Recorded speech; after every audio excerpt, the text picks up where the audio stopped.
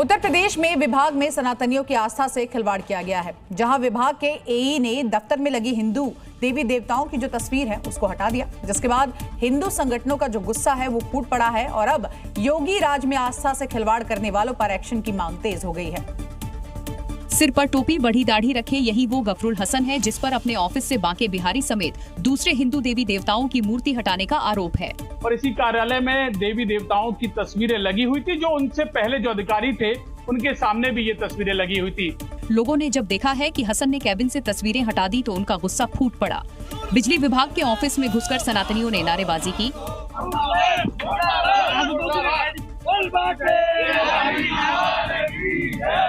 बताया जा रहा है कि गफरुल हसन बिजली विभाग में एई है और उसने जानबूझकर सनातनियों की आस्था से खिलवाड़ किया है, जिसके बाद अब उसे हटाने की मांग हो रही है।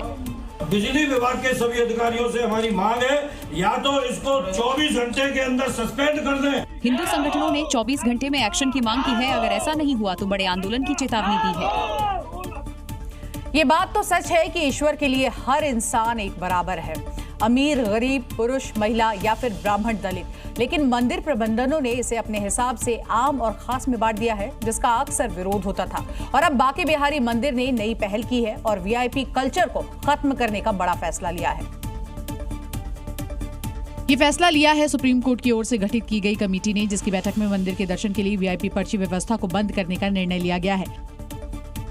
इस बैठक की अध्यक्षता हाईकोर्ट के पूर्व जस्टिस अशोक कुमार ने की थी, जिसमें मंदिर प्रबंधन से जुड़े कई अहम व्यवस्थाओं पर चर्चा करके 9 बड़े फैसले लिए गए हैं। वीआईपी पर्ची को बंद किए जाने पर सहमति, सिक्योरिटी में लापरवाही पर होगी सख्त कार्रवाई, आईआईटी रुड़की से ऑडिट कराने पर सहमति, भक्तों के लिए मंदिर की टाइम में बदलाव, दर्शन की लाइव स्ट्रीमिंग पर भी बनी सहमति। 2013 से 2016 तक स्पेशल ऑडिट होगा, मंदिर के लिए कमेटी भी बनाई जाएगी, मंदिर के लिए इन्वेंट्री बनाई जाएगी, संयुक्त हस्ताक्षर से समिति के समक्ष प्रस्तुत की जाएगी। उम्मीद है अब स्वामित्व वाले बवाल को पीछे छोड़ते हुए बांके बिहारी का दर्शन सर्वसुलभ और सुगम हो जाए और सबको ठाकुर जी का आशीर्वाद मिले।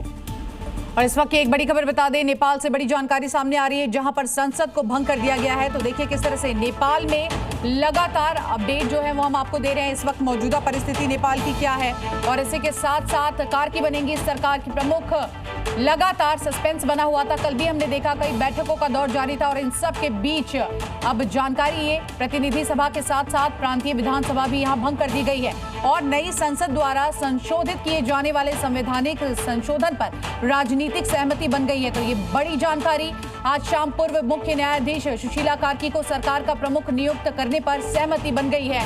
और इस वक्त अपने टेलीविजन स्क्रीन पर जो चेहरा आप देख रहे हैं, जल्द ही नेपाल की सत्ता पर ये राज करती हुई नजर आएंगी। बड़ा ये नाम है और जानकारी ये सामने आ रही है कि देखिए मंत्रियों के जो नाम है वो अभी तय नहीं हुए हैं, लेकिन लगातार जो बैठकों का दौर जारी था उसमें ये जरूर तय हो चुका है लगभग सूत्रों के हवाले से जानकारी की कार्की की सरकार बनेगी यहाँ और कार्की ही सरकार प्रमुख बनेंगी यहाँ पर। ये देखना होगा क्योंकि नेपाल में जिस तरह से हालात बदले, तख्ता पलट हुआ, केपी ओली शर्मा को वहां से इस्तीफा देना पड़ा, पूरे कैबिनेट मंत्रियों को देश छोड़कर भागना पड़ा, जेनजी का यह आंदोलन, एक बड़ा विद्रोह देखने को मिला। और अब देखिए बदलाव के बाद नई जो सरकार बनेगी उसके गठन को लेकर लगातार कयास लगाए जा रहे थे।